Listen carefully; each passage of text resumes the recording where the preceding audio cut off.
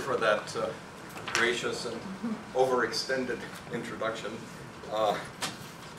I should explain, first of all, that although we are both on the bill, and that, in fact, I will be the only one speaking because Margaret's vocal cords are not functioning at the moment.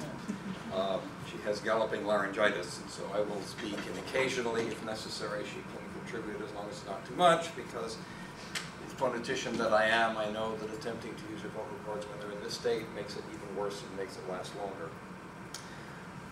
Okay, so this is another version of a talk that we gave this summer in Osaka at the International Congress on Historical Linguistics. This will be a slightly expanded version of that talk. What we want to do is talk about the status of prediction in historical linguistics. Most scientists, most people who call themselves scientists and think of themselves as doing science, believe part of the essence of being scientific is being able to make predictions. But traditionally within the field of historical linguistics, there's been at least a reluctance and sometimes an absolute aversion to even the concept of making a prediction.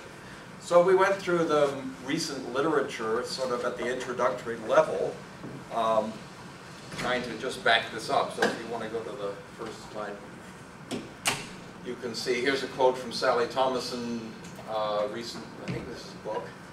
Investigations of contact-induced language change do not permit any confident predictions about when such changes will occur, any more than investigations of internally motivated change permit such predictions.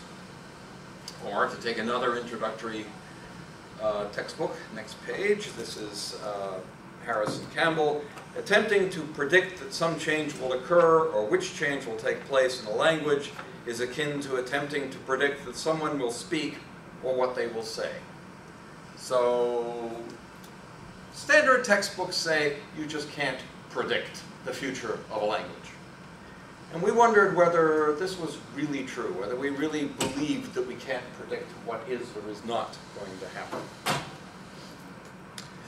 Given especially, as I said, that linguists to some extent have some pretensions to calling their field scientific, and one of the essences of being scientific is making predictions. In fact, I seem to recall some people saying if you can't make a prediction, you haven't said anything. You haven't made any kind of substantive claim. I'm not sure I would go that far, but it's certainly an idea that's in the atmosphere in the philosophy of science. Not all linguists, however, have been reluctant to make predictions. So if we go to the next slide, we know that there are cases where things have happened often enough that people are willing to predict that they might happen again. For example, we know that in many cases across different language families, when languages develop indefinite articles, a word, a morpheme that functions in some sense as an indefinite article, it very often, when a language develops a definite article, it often develops out of a demonstrative. That's certainly true for the history of English, and in fact the history of the Germanic languages in general, but other language families do the same thing. The word for that develops into what essentially now has become a definite article. Similarly, languages that have developed through their history indefinite articles very often develop them from the numeral 1.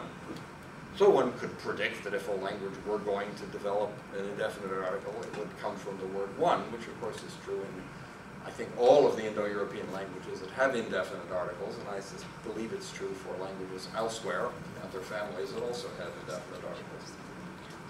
Pidgins, of course, that have dropped the standard English indefinite article, adopt a new one. For example, Hawaiian English uses 1 as the indefinite article, even though it dropped the standard English up, and there are other cases as well. Another pathway that we know about, it's been investigated by folks working on the field roughly known as grammaticalization, is that prepositions dealing with spatial semantics, that is directional and locational semantics, tend to develop out of nouns referring to body parts.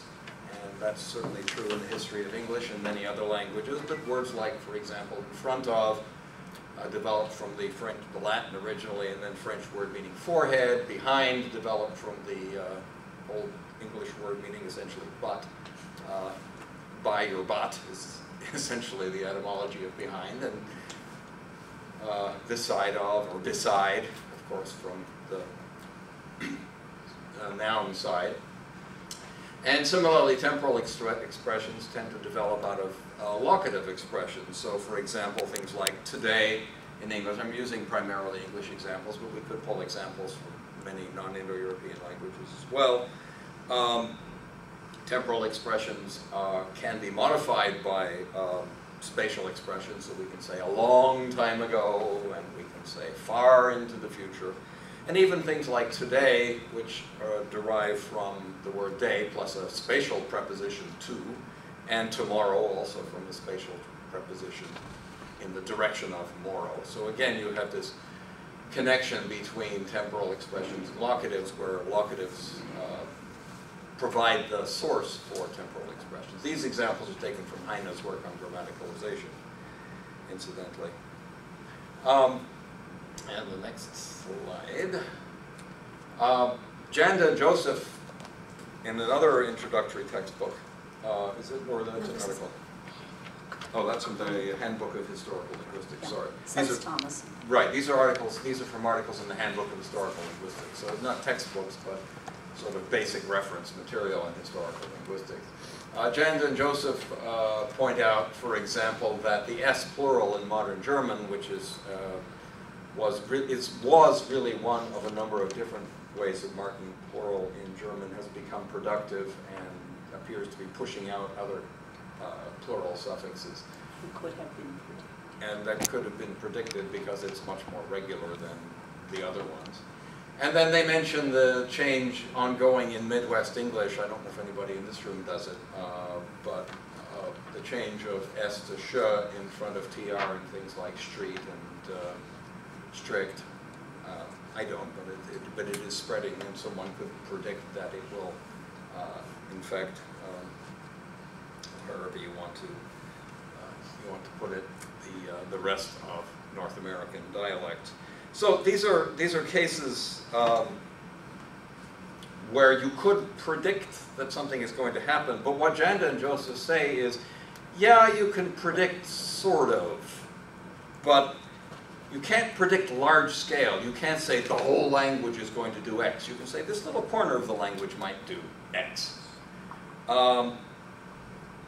Especially if you want to look over the long term. Over the long term, you might be able to say this stuff is going to happen, but only in a very vague sense.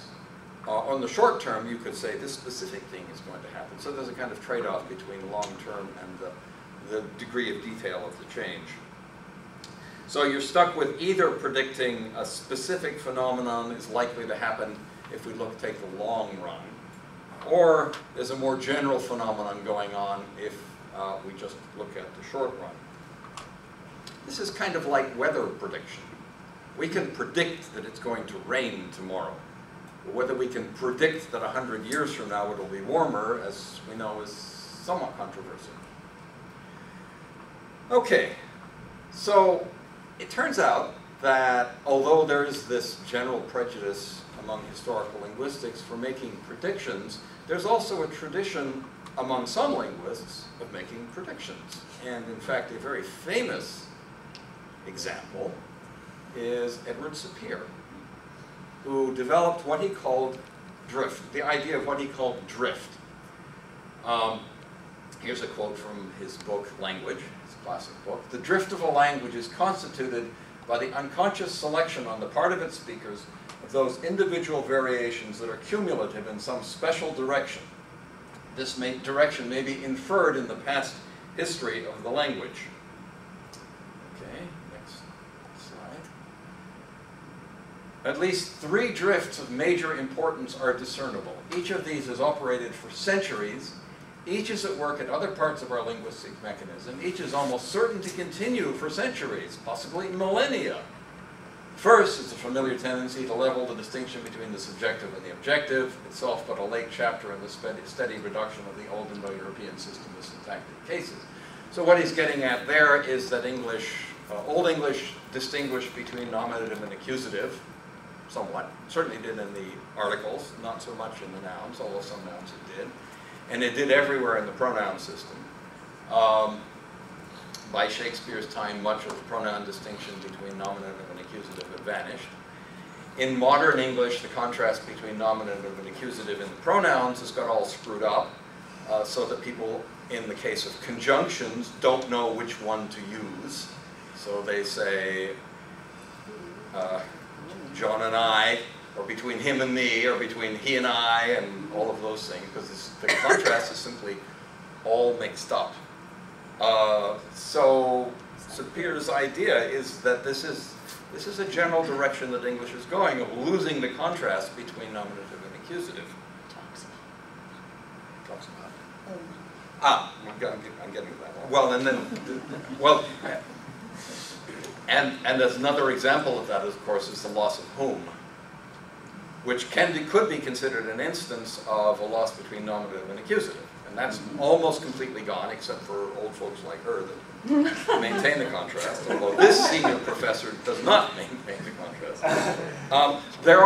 He mentions, by the way, two other morphosyntactic, let's call it that, morphosyntactic facts about English that constitute a long-term direction English is going. One is the tendency towards fixed sentential position.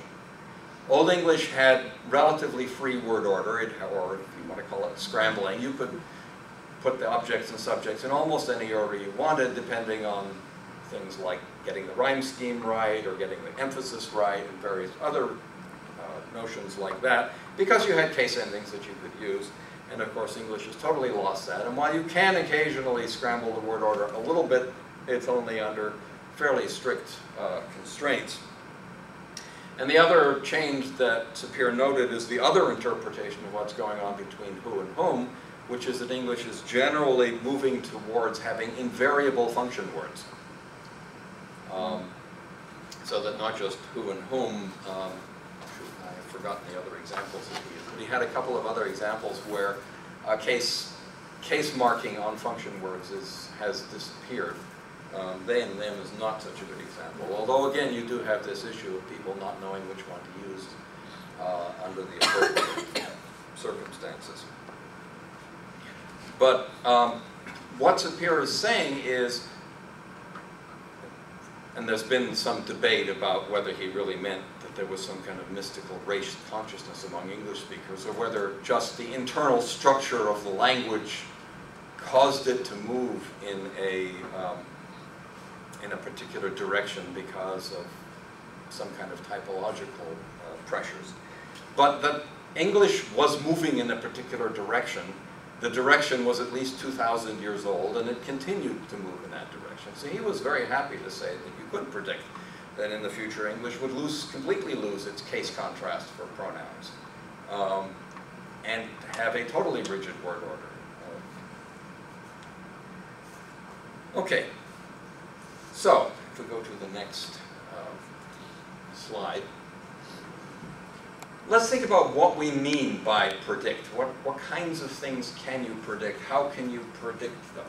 Well, we know that something about what Sapir was saying about languages seems to be right. Languages do, if you look at their long-term history, do seem to move in particular directions.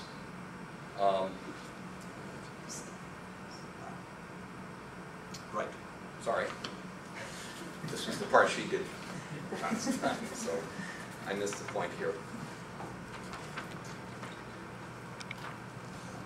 So, yeah, to back up a little bit, if we're going to talk about prediction, there's two pieces of this that we can talk about. One is, what aspects of a language's circumstance have an influence on whether changes could be predictable? So what things might make a particular grammatical structure or function more or less predictable? And that would include things like a contact situation, if there is linguistic contact between the language and some surrounding language, that's going to make the change less predictable, because if you again want to take Sapere's drift idea, if you're drifting along and someone comes along and pushes you, you're going to drift in a different direction. Apologies for the metaphor there, but I think that pretty much gets at the idea. And presumably loss of communication with other dialects of the language, like the famous case of the fall of the Roman Empire.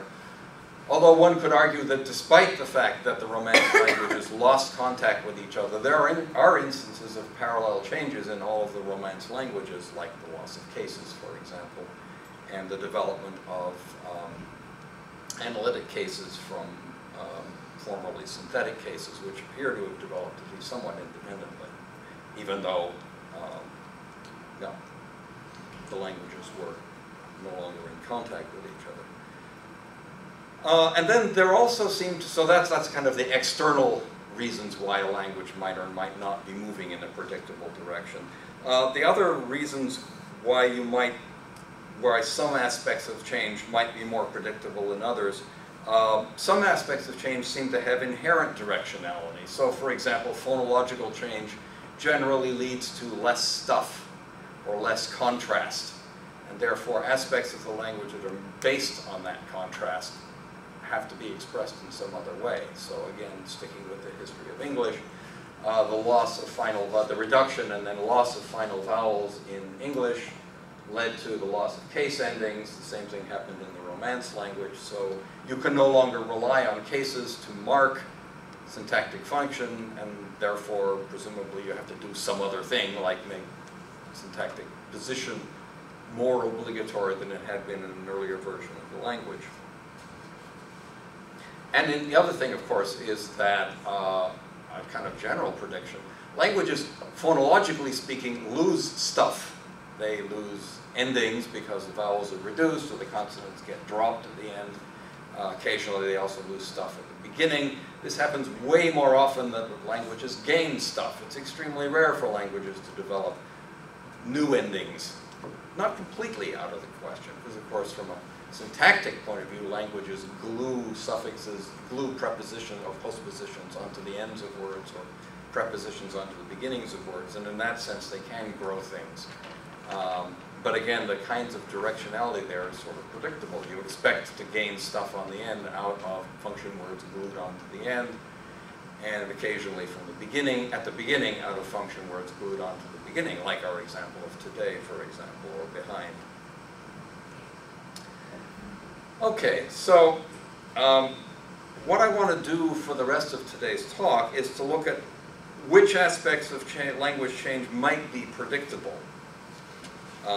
Even though the prediction is going to have to be pretty tentative, because comments at the beginning, while they were perhaps overly strong, are not completely unreasonable to say you can't predict in the way that you can predict the position of a billiard ball when you strike it with such and such a degree of force from a particular direction. But Heine, for example, in his book on grammaticalization, says what you can have is weak prediction. And Joseph and Janda, when they talk about the predictions that I mentioned earlier, talk about how they've stuck their own necks out to make those predictions. So they're being a little bit cautious. Okay, so now to get to this. Which aspects of language are we likely to be able to predict? Well, we have the example of drift that Sapir used to talk about the fact that English was moving from an inflected language with free word order to a analytic language with a relatively rigid word order and without much in the way of morphological marking of structure. Then, of course, there's an enormous literature on grammaticalization, which is the movement of content words into function words. And generally speaking, as you look around the world, and Bernd Heine and others have done enormous amounts of research on this, mostly grammatical words come out of lexical words. So, as we've already seen, directional temporal particles come out of directional particles, but also prepositions arise out of nouns, not just body parts, but in other cases as well. And auxiliaries develop out of things that were originally verbs, and in fact suffixes can develop out of things that were originally verbs, as we see from the development of the synthetic future in the Romance languages. Another kind of predictability is that you often get co-occurring directional changes. So, for example, if a front vowel is going to rise, it's quite often the case that a back vowel will rise, as we know from the history of both Germanic and Romance, both the history of both German and English, where vowel shifts have occurred in parallel in the front and the back, so that in Middle English, E and U became I and Au, and exactly the same thing happened in German. This happened around 1500, when English speakers were not speaking to German speakers except across the battlefield, so clearly there is no language contact-induced identical changes, but you do get this parallel movement of vowel shifts. And then Canadian raising, of course, where both I and Au, depending whether you believe that they have both raised to I and O, or whether you believe that I and Au have both fallen to I and Au, and that's a debate we won't get into since the phonologists get way too excited about it.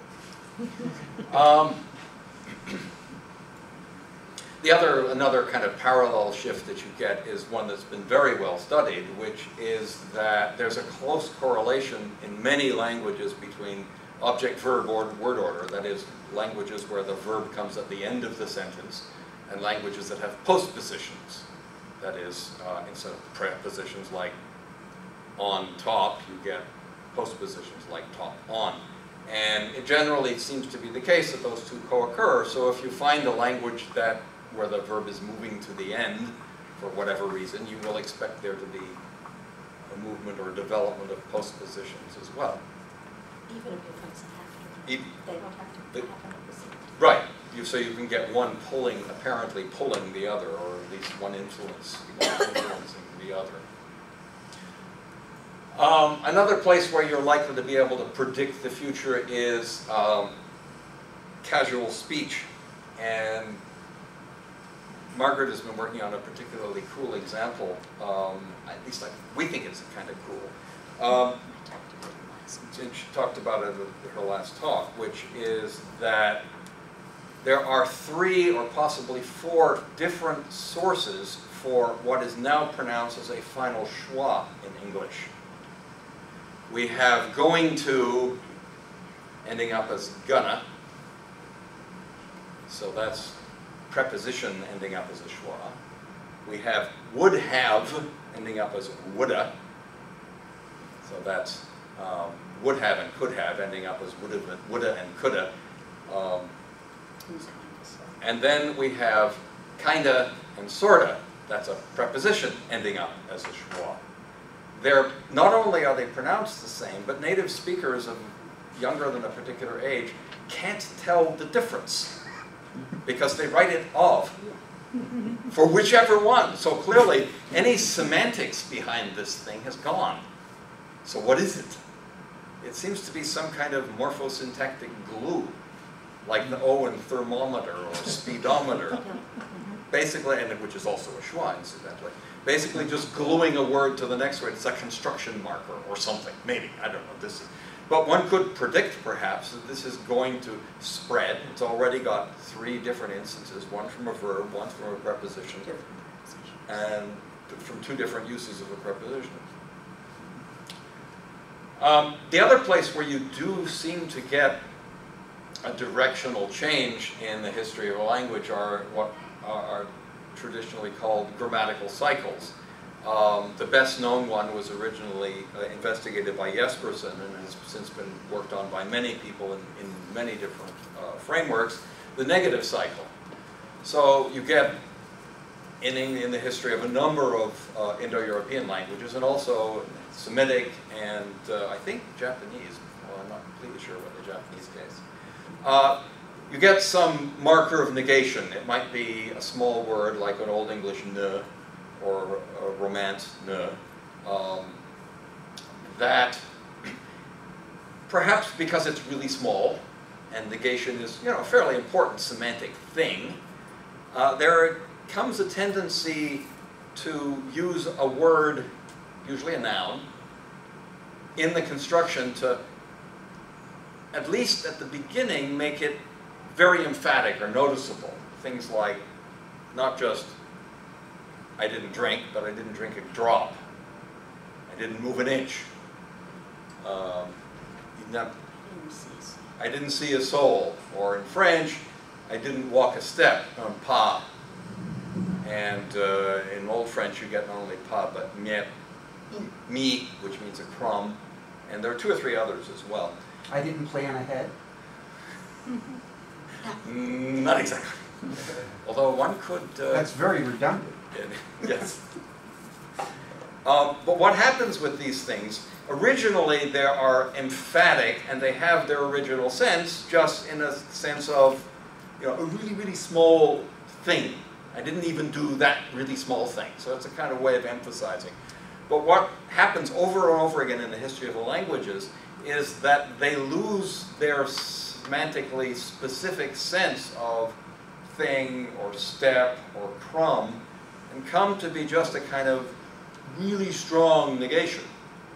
And then in at least modern spoken French, for example, or in English, where the ne joined with the word wicht, meaning a being or a thing, to give you nawicht, that developed into modern English not, which is the somewhat formal negator. So you get this cycle of something that begins as an emphasizer or a reinforcer and then loses its specific semantic nouny sense and becomes just an adverbialish sense.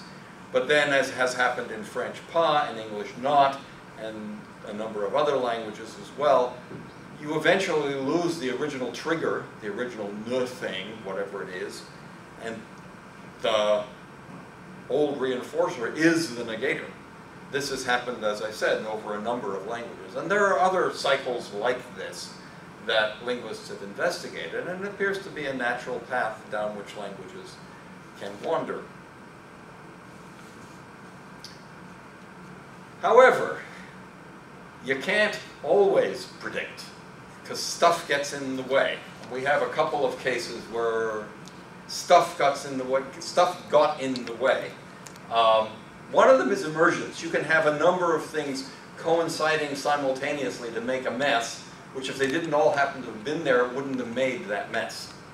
So, for example, in the history of English phonology, in Old English, the voiceless fricatives th, s, and f were the only fricatives in Old English. One of them was a sh too, but that's a separate story. So in Old English, the voiceless fricative th was a phoneme. It had 2 allophones, th at the beginning of words and the end of words, and the voiced allophone the in between vowels. And English still mostly kind of sort of works that way. If you think about just the spelling th, because we don't spell those 2 sounds differently, we spell them the same. And usually, except for some special cases, namely demonstratives, th is pronounced th at the beginning of a word, and it's pronounced th at the end of a word, and it's pronounced eth in the middle. So we have thing, we have with, and we have other. And the same was true of f and v, and of s and z. It was not true of sh, but there's another story connected with that. However, between Old and Middle English, 3 things happened to the language simultaneously. One is England was invaded by France, and English was invaded by French. French had words with f in the middle and v at the beginning. Secondly, and English liked French words and grabbed lots of them and kept them. Things like vow or very, which is borrowed from French, vrai. Well, not exactly, but it is cognate with the English word, French word vrai. So that's one. We borrowed a bunch of words that broke the pattern. 2, single voiceless fricatives voiced intervocalically. So you would have things like over, which was related to off, and other. But if they were double, like otha or missing, it didn't voice. Now in Old English, those double S's and double ths were pronounced double. But between Old and Middle English, they stopped being pronounced double and were pronounced single. But they didn't voice. So now you got ths and s's and f's between vowels where you didn't. So that broke the pattern another way. Third way the pattern broke. Old English had final schwas, which marked case endings and tense endings. Those final schwas dropped, leaving you with voiced fricatives at the end of words because there was no longer a schwa on the right to keep them voiced. So 3 different things interfered to break the pattern. Now, if only one of those things had happened, it might well be that we would have kept the pattern. And in the case of the, we still almost have the pattern. The only cases of between vowels in English are borrowings from other languages, like Greek, like ether. Just a couple of other examples. They're actually very rare to have voiceless th in the middle of words, and all the cases are borrowings. I think there were no counterexamples to that. Now the S and F examples, there's other things going on. The other possibility where you can't predict is if you get 2 things happening at once that are fighting with each other. And the famous example for that is in late middle French, early modern French, late 17th century French, where the vowel A went in 2 different directions. It became eh, and it became wa. It's a long story. This was a sound change, and like other Lebovian sound changes, it got caught up in the social circumstances of the time. The rich people said wa, and the poor people said eh. No, you have to bring in the French Revolution. Right, and it got caught up in the revolution. The revolutionaries said eh, and the counter-revolutionary, or the non-revolutionaries said wa. I'm grossly exaggerating here, but the result is the French has doublets, like français, François. And there are other examples. Croix and cré. Oh, croix. France. Oh, croix and cré. So, when you have competition, of course you can't predict which way it's going to go, unless you can predict which way the revolution is going to go. But that's not a linguistic prediction. Okay, so once we've done this, once we've kind of sorted out what we can and what we can't predict, what we do.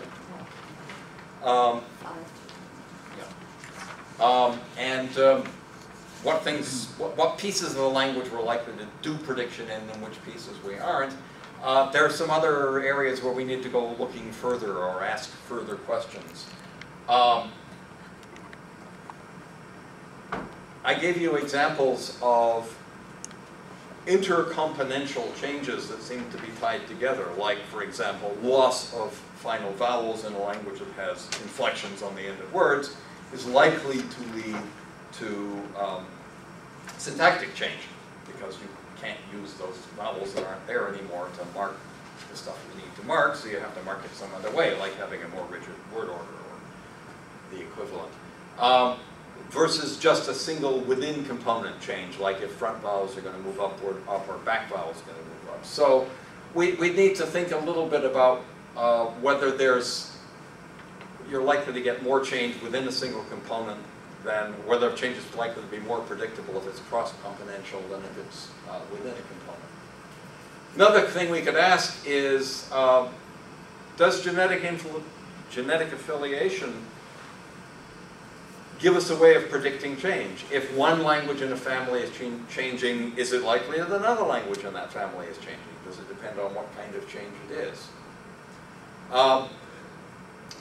One could presume that frequency interacts with change. There's, of course, a whole brand of linguistics now called usage-based models, which argue that frequency is the only predictor for change. That the most frequent things are the things that are likeliest to change, and that you can predict direction of change from frequency.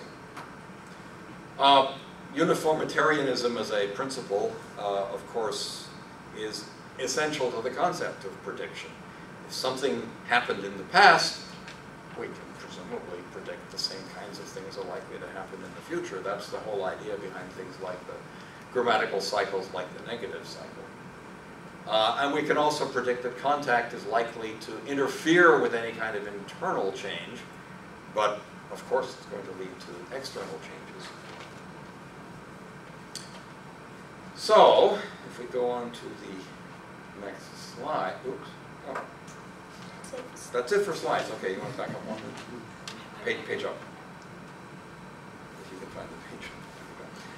So, where are we? We think you can predict some things in some components of the language some of the time. But it depends a little bit on which pieces of the language you're going to predict. About, thank you. It also is going to depend on what caused the change in the first place. Change induced by contact is much less likely to be predictable. The fact of change, of course, is predictable. If you're invaded, your language is likely to change. But which direction, that's a lot harder to predict. Germanic speakers invaded Romance-speaking France, but France doesn't speak German. So just because you're invaded doesn't mean you're going to speak the language of the invaders. And of course, England was invaded by France, and I'm not speaking French, although I'm speaking a very French-ish Romance language.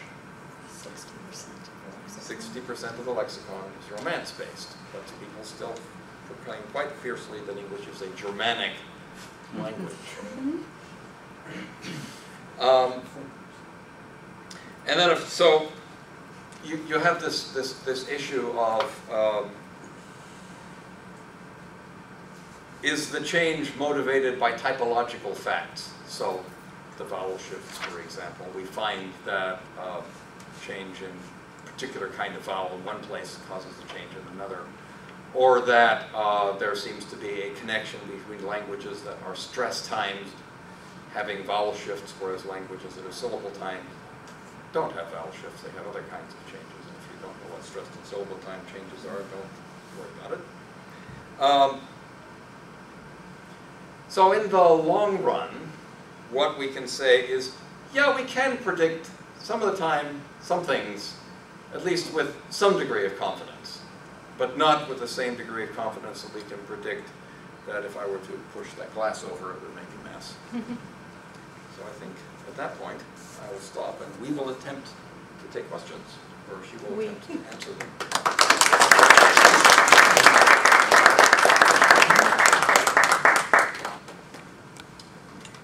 See. Jeff and Margaret, this is remarkable. I think, obviously, I'm extremely sympathetic.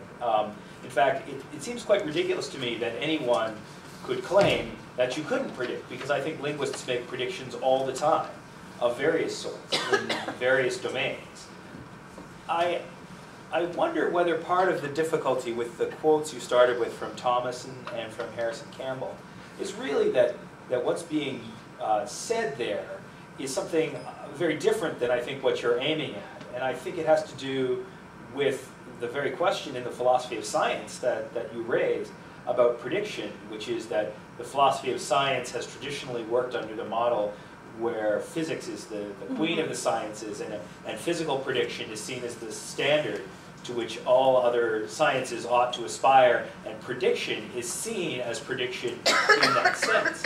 But historical linguistics is, of course, not only is it not a physical science, but it is explicitly a historical science. And so if we cluster it with sciences like archaeology, paleontology, meteorology, which you mentioned, historical cosmology, which cross across the whole behavioral, life sciences, physical science model, that prediction means something very different in those sciences. So a paleontologist can predict where he or she is going to find a fossil. But when that doesn't happen, one doesn't say, oh, well, you're not doing science, or oh, you're not doing paleontology. What you actually say is, well, you have a model, it's going to be right, and then you're making statistical predictions. But what's more is that the question of uniformitarianism raises its head. When do we expect these to be true? Under what circumstances do we expect A to create B, and then involves much revising of assumptions? So I don't actually see, I see these rhetorical, over-stylized claims against prediction to be reacting against the idea that we know what's going to happen next, which I think we see in our students. And I see, I don't mean to disparage any, but sometimes in an intro class, you find a student who says, oh, well, we know what's going to happen. We know that, all the irregular verbs in English are going to disappear because, Lieberman in 2008 said this is, which of course Lieberman didn't say, but this, and the frequency-based, analysis. But the idea that we know what's going to happen, and we want to temper that naturally with the idea that, well, things are going to be messy. But when it comes to a different sort of prediction, at a smaller scale, even at a high level of specificity and a high level of statistical probability, I would hope that most of us would agree that we're on more solid ground. Well, let me answer then. Margaret will attempt to. We should have arranged to bring an amplification system. I guess it wouldn't help. Well, my answer would be, to go back to the paleontology example, well, I would predict that in such and such a place you would find so-and-so. You don't find it, you say, but then you presume something else happened. There was an earthquake here, or a flood that washed away the evidence. But the examples of prediction that I've talked about also have, well, we predict such and such would happen, but instead they were invaded, or instead there were other things happened in the language that veered to change. So, yeah, I think you're probably being kinder to the linguists who are denying the possibility of prediction than I would be. But yeah, obviously we agree. Do you want to? Just that there are also, I think, the people who vehemently state predictions impossible. Can you hear me? Mm-hmm. Yeah. Who predict that prediction is impossible would say, first of all, we're not physicists. That's an old story of linguists wanting to, the social sciences wanting a physical science model. It's traditionally called physics at the.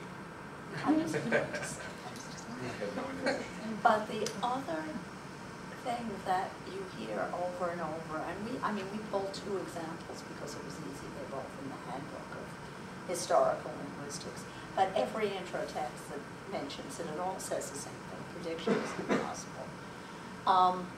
But the other reason for it, and it does tie in with what you said, Stephen, is that there's such a multiplicity of variables. And what's being said in part is if we're having recourse to cognitive issues, physiological issues, and I'm using issues not in a negative sense, but in the broader sense, aspects, cognitive, physiological, and then all the external ones, how can we possibly predict? So I think that that's the other major, it's a two-part argument against prediction.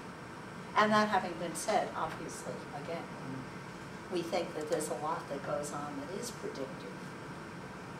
And through the Unitarianism, through its lens, if we can look back, and my literature colleagues in here, uniformitarianism, which comes out of geology as a concept, is usually used to say the kinds of changes we can document are the kinds of changes that happened in the past pre-documentation, prehistorically. So voicing between vowels, okay, if we have to reconstruct something that happened, that's a pretty good first pass, because look where it happens, all the places we can document. If we can do it in that direction, well, yeah, there's a certain logic to let's move it forward instead of backward. which I think is the basis for a lot of what we're offering as places where prediction can take place, and does take place, and I can't talk much. Yeah, time to stop. Michael? Very interesting. Yes, I do believe in a certain variable, a certain prediction, maybe not as predictable as the hard sciences, so to speak, because the hard sciences are examining a different sign. That's a natural sign. Language might be considered an arbitrary sign in which all kinds of factors, particularly social factors, can combine. But one experimental site I would like to pick out just to verify what you're saying starts out with a social cause, and that would be my addiction to football games. I'm sorry. That's okay. It's been some time. This is my prediction that the speed required in communication affects language terribly, very much. The speed that's required in which one has to speak. Maybe 10 years ago, they started saying, this team defenses well against the pass. Where in the past you might have said, this team plays defense well against the pass. The prepositions have been dropped out. The verb is now changed to transitive. It defenses the pass. It almost sounds like it's protecting the pass when it's actually trying to okay, so what is happening is a variety of things, and my thesis would be that when there are these types of social pressures, one, get in as many commercials as you can. Two, plays in sports are rather fast, so you have to get on the ball if you have 2, 3, 4 announcers. Well, time nowadays is synonymous with money. I mean, so what I would predict is that there would be more things, especially prepositions, dropped out of situations when there are these pressures from the outside to speed up communication. I would agree with you, except I'm going to pick a small nit with you. You said the difference between language and the natural sciences. The natural sciences deals with natural science, whereas language deals with arbitrary science. However, I would say that it is precisely in the arbitrary part of language that you can't predict. It is in the natural part of language, such as the examples we've used of sound change or body parts turning into prepositions or space expressions turning into time expressions, all of which are naturally motivated, or at least are semantically motivated. Those aren't arbitrary changes. I mean, arbitrary change would be, I'm not sure what I know what an arbitrary change is. Because I mean, the examples you use of intransitive verbs becoming transitive, that's in fact a drift in English. There are thousands of examples of that. It's something that happens a lot and seems to be happening more. And for those of us who permit ourselves to be annoyed by language change, it annoys us when it happens, but it's happening anyway. But it's always that direction and not so much the other direction. I don't know of many cases where inherently transitive verbs become intransitive, or inherently ditransitive verbs become bitransitive. It's very hard to think of examples where verbs that must be transitive can be used intransitively. But there are lots of cases where intransitive verbs like defense, it's not even a verb, it's a noun, where lots of nouns get verbed in English. That's an example of English drift, of the movement away from a rigid contrast between parts of speech, which is a whole other example of drift that Sapir actually, I think, talked about. You see, you're dealing with a typology, but you're also talking about causes. Yes. And there's a big difference. I mean, either this is a typology or a description, or we're dealing about causes. Well, once you have the typology, then your job is to find the causes. Well, one way or the other, I suppose. Yes. But I think that you have to make clear whether you're talking about causes or descriptions of one or the other. The typology we gave you is a kind of meta-typology. It's not this kind of language change, that kind of language change.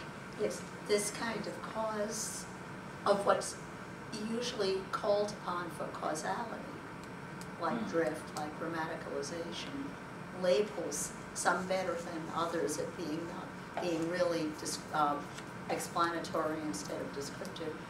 Which ones, if we look inside, which we haven't done really, we could then build a model of prediction or pull out where other people have predicted, even if sometimes they deny it. Which ones don't, and which ones we just don't have an answer right now. But the typology is the typology of explanatory factors, really, in most cases. Yeah. Yes. Other questions? You mentioned the negation cycles. Yes, French is losing its ne. English has already dropped its nut. And do you see a movement to add to those? There's a couple of cases where English has almost lost negation.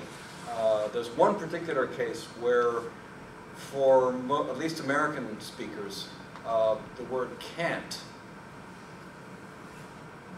when followed by a verb that begins with a consonant, the T is pronounced as a glottal stop. So I can't see, I can't tell. And of course, the positive can is pronounced can. So I can see and I can't see are virtually homonymous, especially since the difference is only the presence or absence of a little bit of laryngalization on the end. So that's causing a problem. And you hear it in people questioning each other. Did you say can or can't? So at least in that specific case, there is trouble on the horizon. Well, there's also the loss of polarity, things like give a damn. Oh, right, that's the other case. So the negative polarity items like give a damn, and there's a couple of others like that, where, oh, I could care less, which makes no sense to me, but I'm old. Younger people don't hear anything wrong with it. Now, to me, it sounds like a violation of negative polarity. It's just weird. But people, half my age don't know any other way to say, I couldn't care less. So that's a change. I could care less, meaning I couldn't care less. And there are some other examples besides care less and give a damn. Although give a damn is a little bit more tricky because at least 15, 20 years ago, give a damn was used in its original meaning of defy and care. But couldn't care less I could care less has just lost the necessity for it to be a negative polarity item, but retained its original meaning. And there are some other examples. And of course, less in there is one of these reinforcements of negation. Right. It's just a little bit, which is where you get negative words from. Little things. Other questions? Did we boggle them, or do we want to get out into the... Oh, Martha. I think one of the most mysterious things about language change and why it does or does not happen is those cases where we know what the path is like and we know what's apt to happen, but then it refuses to happen. When something irregular just stalls and it stays that way for hundreds of years, happily irregular. And I wondered what you had to say about those kinds of things. Well, there's Joan Bybee has written extensively about irregularity and why it stays around. And just as a sort of classic example, in English, in the past tense, verbs do not agree with anything, except for the verb be, which agrees a number. So you say, I was, he was, they were. And her argument is that if you get frequent enough, Margaret has also published on this, if you get frequent enough, you get so entrenched that, damn it, you're going to stay. I don't care if there's a pressure for regularization. These verbs are used, in the case of the verbs, or some irregular nouns, but more often verbs in English, they're used so much that you learn them early and you keep them. And so they're going to stick around. So we've been saying was and were since Old English times, and they've shown, it's standard English at least, no evidence of disappearing. Then there also asymmetrical phoneme inventories Mhm. that stay asymmetrical, you don't fill the gaps. Right, right. Latin had a horrible future formation, really horrible. You had to know what the verb class was. And for two of the verb classes, there was an infix and one set of endings. For the other two verb classes, you get a vowel change and another set of endings. And that's always my pet example of why did it stay for hundreds of years. And of course, then it disappeared completely. There is nothing left of it at all. But that's, yeah. High frequency is one of them. I don't think any of us, even the wildest of linguists or non-linguists, would say that the plural of child is being destabilized from a very highly irregular children. But ask your prototypical Psych 101 large number of freshmen class what the plural of forum is, and you might start a fist fight, maybe several. Forum, forums. Ask any number of faculty what the plural of syllabus is. Or auditorium. So there's this real frequency consideration in stability. And then there's the mystery of it. Yeah. Why does it get stuck? I mean, if you ask anybody what the plural of ox is, they won't, if they know the word, then they know it's oxen. But they probably don't even know what an ox is. I'm not entirely sure I know what an ox is. It's some kind of cow thing. I mean, I suppose one ought to know, but I never actually quite figured out what an ox was. But I know the plural is oxen. I'm sorry. I'm urban, what can I say? I always thought it was the plural of ox. Yeah, so following up on this discussion and on what you said about demonstratives often being the source for definite articles. So many languages still have not embarked on that process, and the question is why not? How can we predict when such a process will take place? And I was actually wondering if maybe the predictions would work better if they were formulated negatively rather than positively. So things that wouldn't happen rather than things that would happen. Well, I would confidently predict that indefinite, that numeral, that the word one would never become a definite article. Right. Or For example, is that the kind of thing you mean? Or even that, okay, maybe one possibility is to develop definite articles from demonstratives, but we wouldn't go in the direction of perhaps demonstrative, definite article becoming a demonstrative or becoming, I don't know, some kind of noun, which means I, or I don't know, so again, from grammaticalization sort of processes, being able to predict what wouldn't happen. I don't know how helpful that is, but it may be more possible. I think they're probability statements rather than flat predictions. Full nouns become grammatical particles or endings much more often than particles or endings become full nouns. That's what Although, of course, it's not never, because we have in cases in English, Margaret's been working on My morphology chapter. morphology chapter of a historical linguistics textbook, and she has some nice examples of suffixes becoming nouns. Like ish. Ish, and ism, there's too many isms these days. My ex, yeah, I like that one. that's a nice I'll add one, it in. yeah. But the Oxford English Dictionary has examples going, ism goes back to the 19th century as a standalone noun, meaning a body of belief. Ish, the earliest citation they have is 1986. I was writing this the other night, that's why I remember. It would be interesting to see where X, yes, sir. One of those words that was coming on as you were speaking is the word irregardless. Yes. And where do you place that? Did you place that in in Ebonics No, no, it has no ethnic connection at all. It's used in all dialects of English. I think it's some kind of emphatic negation. I mean, regardless is a negation, but less is a privative, to use a fancy term. But I think maybe people feel it's not strong enough. It needs a negative in front of it as well as after it. There's another beautiful example that Worf used.